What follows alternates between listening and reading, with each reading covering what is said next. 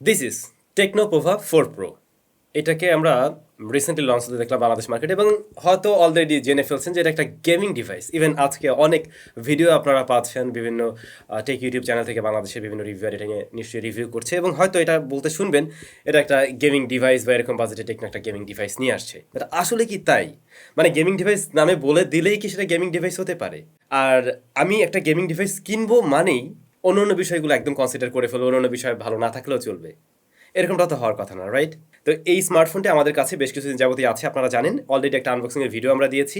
26,990 টাকায় ইহা লঞ্চ হয় 8/256 GB ভ্যারিয়েন্টে। তো এরকম প্রাইস পয়েন্ট থেকে আসলে কেমন, এবং আসলে এটা গেমাররা কিনবেন নাকি অন্যরাও কিনতে পারবেন, পাশাপাশি কেনা উচিতই কিনা, সে বিষয়গুলো জানবো আজকের ভিডিওতে।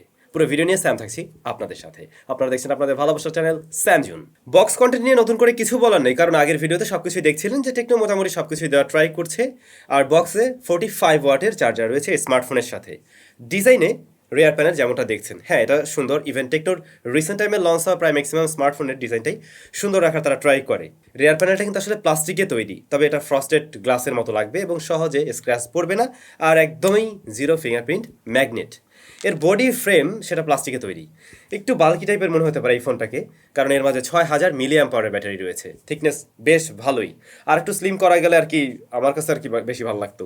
তো ফোনটার রিয়ার প্যানেলের ডিজাইনটা যত দেখতে সুন্দর লাগে, ঠিক হয়তো অনেকের কাছে ততটা আগলি লাগতে পারে এর ফ্রন্ট ফেসিং লুকটা, কারণ আমরা ডিসপ্লেতে দেখছি একটা ওয়াটার ওয়াটার না, এটা আসলে ইউ শেপ নস।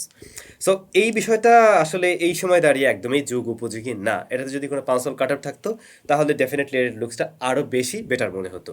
ডিসপ্লেকে প্রোটেকশন করছে কর্নিং গরিলা গ্লাস 3। তো এটার যে বিল্ড কোয়ালিটি সেটা খারাপ না, বাট হ্যাঁ সামনের ডিজাইনটা আর একটু সুন্দর করা যেত। একটু আগেই বলছিলাম 6000 mAh ব্যাটারি রয়েছে এর মাঝে, এবং বক্স আপনি পেয়ে যাবেন 45 ওয়াটের চার্জার।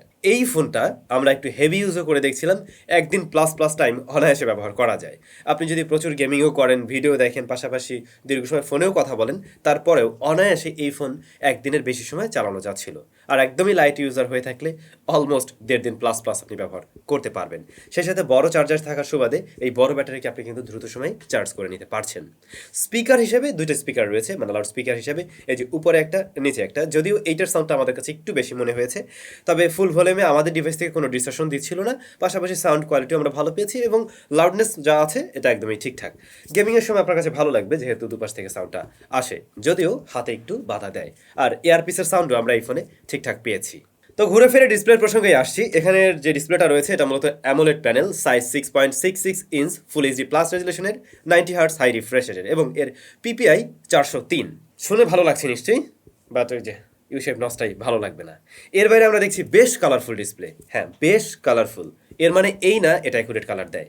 এই ডিসপ্লেটা আমি কম্পেয়ার করে দেখছিলাম আমার অ্যামোলেডের সাথে, এবং যা দেখলাম এই ডিসপ্লেটা গ্রিন কালার এবং অরেঞ্জ কালারটা একটু বেশি বুস্ট করে ফেলে। দ্যাটস ওয়াই আপনি একদম ন্যাচারাল টোনের একটা কালার পাবেন না। যদিও এই কালারগুলো দেখতে আপনার কাছে ভালো লাগবে, পপ আপ করবে, ইভেন আপনি যখন গেমিং করছেন যে কোনো গ্রাফিক্স দেখতে আরও হয়তো একটু প্রাণবন্ত লাগতে পারে, বাট হ্যাঁ দিন শেষে এটা অ্যাকুরেট কালার না। এখন যাদের কাছে খুব কালারফুল কিছু ভালো লাগে তাদের ডেফিনেটলি এই ডিসপ্লেটাও ভালো লেগে যাবে। পাশাপাশি এর ব্রাইটনেস, হ্যাঁ ইনডোরের জন্য একদমই ঠিকঠাক, আউটডোরেও ঠিকঠাক, আউটডোরে শ্যাডো এরিতে ঠিকঠাক, বাট ডিরেক্ট সানলাইটে কিছুটা কমতি মনে হয়েছে, আর একটু বেটার হতে পারতো। টাচ রেসপন্স আমরা ভালো পেয়েছি, ইভেন গেমিং টাইমেও কোনো ধরনের সমস্যা হয়নি, কোনো ধরনের ল্যাটেন্সি আমরা পাইনি।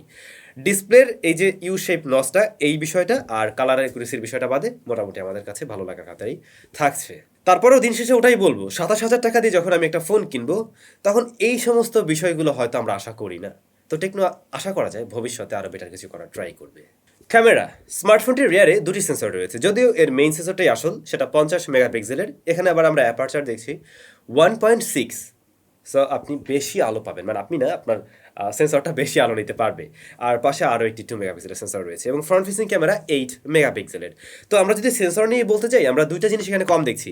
নাম্বার 1, ফ্রন্ট ফেসিং ক্যামেরাটা অ্যাটলিস্ট 13 মেগাপিক্সেল হতে পারতো। আর নাম্বার 2, রেয়ারের যে 2 মেগাপিক্সেলের শুটার, এটাকে বাদ দিয়ে এখানে 8 মেগাপিক্সেল একটি আলট্রাওয়াইড শুটার দিলে সেটা আমাদের জন্য কাজের হতো। তো যা দিয়েছে সেগুলোর রেজাল্ট কী ছিল? আমরা ডে লাইটে স্মার্টফোন দিয়ে অনেক ছবি তুলি। প্রথম দিন মনে হয় প্রায় 100+ ছবি তুলি, দুর্ঘটনাবশত সব ছবি ডিলিট হয়ে যায়, সেই ছবি দেখাতে পারলাম না। পরে আবার অনেক ছবি তোলা হয়।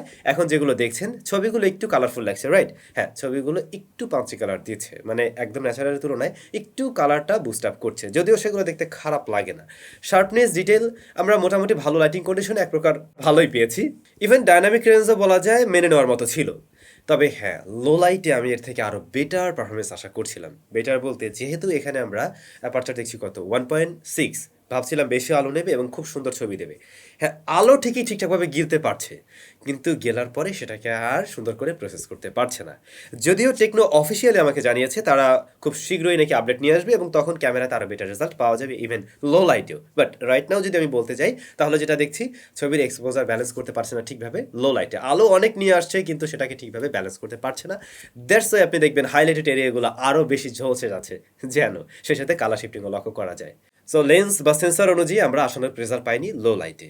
এরপরে পোর্ট্রেট মোড আছে, আমরা পোর্ট্রেট মোডে ছবি তুলতে পারছিলাম, এজ ডিটেকশনে মিসম্যাচ করছিল। পাশাপাশি দেখুন এখানে কিন্তু এক্সপোজার ব্যালেন্স একদমই ঠিকঠাকভাবে করতে পারছে না, একই সাথে কালারেও শিফটিং লক্ষ্য করা যায়, অর্থাৎ মেইন সাবজেক্টের কালারটাই অনেকটা শিফট করে ফেলে এবং হাইলাইট পেলে মানে পুরো ঝাঁকানাকা বানিয়ে দিচ্ছিল, বিশেষ করে ব্যাকগ্রাউন্ডটার দিকে লক্ষ্য করুন। সো পোর্ট্রেট মোডের রেজাল্ট নিয়ে আমি একদমই সন্তুষ্ট না। মেইন ক্যামেরায় ভিডিও রেকর্ড করা যাবে সর্বোচ্চ 2K 30 FPS এ, তবে 1080p তে নিলে আপনি 60 FPS এও রেকর্ড করতে পারবেন, আবার 1080p 30 FPS এও রেকর্ড করতে পারবেন। 1080p 30 FPS এ আপনি স্টেডি মোড পাবেন, তখন বেশ স্টেবলভাবে শ্যুট করা যায়, স্টেবিলিটি যা আছে সেগুলো কাজে লাগানোর মতো। কিন্তু খেলাটা ঘুরে যায় যখন কিনা আপনি 60 FPS এ যাবেন, তখন আবার স্টেডি মোডটা কাজ করছিল না আমাদের ডিভাইসে, মেবি এটা অন্যদের ডিভাইসেও কাজ করছে না। একই সাথে আপনি যখন 4K তে যাবেন, 4K না সরি 2K তে যাবেন, তখন স্টেডি মোডটা কাজ করছিল না। সো এই বিষয়গুলো এরকম না থেকে মানে সব জায়গায় স্ট্যাবল একটা পারফরমেন্স দিলে মনে হয় ভালো হতো। আর ভিডিও, হ্যাঁ ভিডিওতে ডে লাইটের ভিডিও কাজে লাগানোর মতো আমরা পেয়েছি, তবে লো লাইটের ভিডিও ততটা ভালো পাওয়া যায়নি। বাকি ছিল ফ্রন্ট ফেসিং ক্যামেরা, যা মূলত 8 মেগাপিক্সেলের, এবং এখানে কিন্তু আমরা ডিটেল কম দেখছি। পাশাপাশি ডে লাইটেও বা প্রপার লাইটিং কন্ডিশনও আমরা ছবিগুলোকে একটু সফট হতে দেখি। এটা আসলে আর একটু বড় সড়ো কিছু দিলে বেশি খুশি হয়ে যেতাম। লো লাইটের ক্ষেত্রে আরও বেশি সফটনেস লক্ষ্য করা যায়, বাট হ্যাঁ আউটডোরের ছবিগুলো কাজে লাগানোর মতো ছিল। পরিশেষে ক্যামেরায় টেকনোর কাছ থেকে আমি আরও বেটার কিছু আশা করছিলাম। সো এরকম বাজেটে আমার মনে হয় মানে গেমিং ফোকাস করতে গেলেও পাশাপাশি অন্যান্য বিষয়গুলোর দিকে আমার একটু নজর রাখা উচিত, মানে এটা ব্র্যান্ডের উদ্দেশ্যে বললাম। ফাইনালি যে কারণে এই স্মার্টফোনটা আপনি কিনবেন, এর পারফরমেন্স সেকশন। অলরেডি আমরা জেনে গেছি এই স্মার্টফোনটা বাংলাদেশে 8 256 GB ভ্যারিয়েন্টে লঞ্চ হয়েছে। 27,000 টাকায় 8 256 GB ভ্যারিয়েন্ট, হ্যাঁ সেই হিসেবে অবশ্যই এটা জাস্টিফাই করে এবং এই জায়গাটা একদমই ঠিকঠাক আছে। দেন অ্যান্ড্রয়েড 12 আছে, হ্যাঁ সেটাও ঠিক আছে। দেন এখানে আমরা দেখছি iOS 12, সেটাও ঠিক আছে লেটেস্ট। দেন প্রসেসর মিডিয়াটেক হেলিও Z99, যা মূলত 6nm এর একটি প্রসেসর। তো 6nm হওয়াতে অবশ্যই আমরা ব্যাটারি বার্ন কম করতে দেখব এবং ব্যাটারি ব্যাকআপটা ভালো পাওয়া যাবে, পাশাপাশি বড় ব্যাটারিও রয়েছে। আর এর স্টোরেজ সলিউশন UFS 2.1। তো এর যে পারফরমেন্স সেকশনটা আমরা দেখছি সেটাকে কিন্তু মানে এই জায়গায় ছোট করে রাখার মতো সুযোগ হয়তো নেই। মিডিয়াটেক হেলিও Z99 যথেষ্ট ক্যাপাবল, যথেষ্ট পাওয়ারফুল একটি প্রসেসর এবং লেটেস্ট একটি প্রসেসর।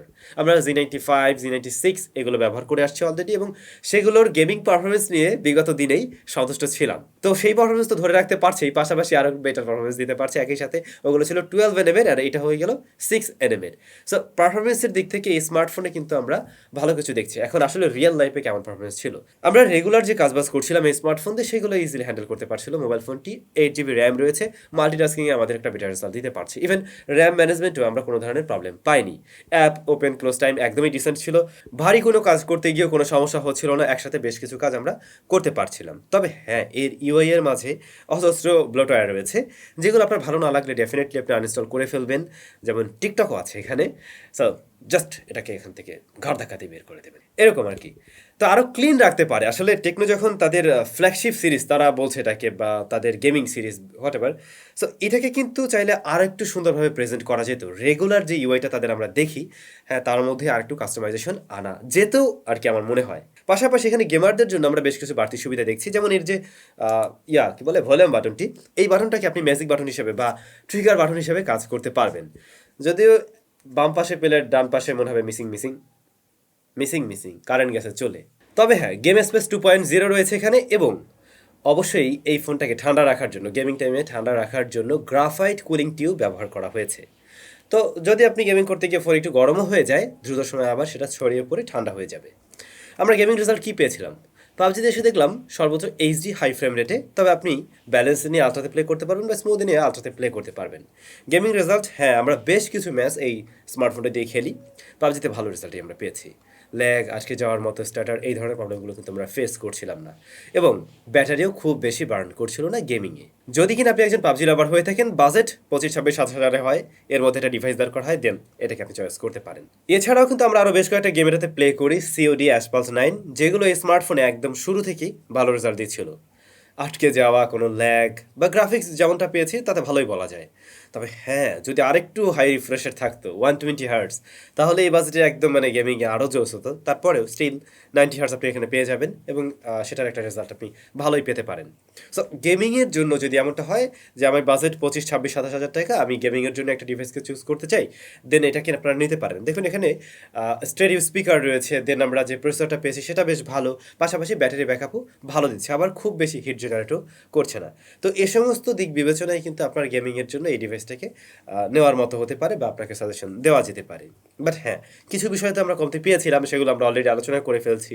তবে হ্যাঁ, আপনাদের কাছে কেমন লাগলো অবশ্যই কমেন্ট করে জানাবেন, আর কারা কিনছেন এই ডিভাইসটা, কারা কিনছেন সেটাও কমেন্ট করে জানাতে পারেন। পাশাপাশি টেকনোর আরও দুইটা ডিভাইস কিন্তু ওই দিনে লঞ্চ হয়েছিল, টেকনো পোভা 4 এবং টেকনো পোভা নিও 2। তো যাদের বাজেট একটু কম, তারা চাইলে ওই ডিভাইসগুলোও দেখতে পারেন। নিশ্চয়ই আবার আপনাদের সাথে নতুন কোনো ভিডিওতে দেখা হবে। ততক্ষণ পর্যন্ত না, সবসময় অনেক বেশি ভালো থাকুন, সুস্থ থাকুন। দেখা হচ্ছে একদম নতুন ভিডিওতে। টাটা।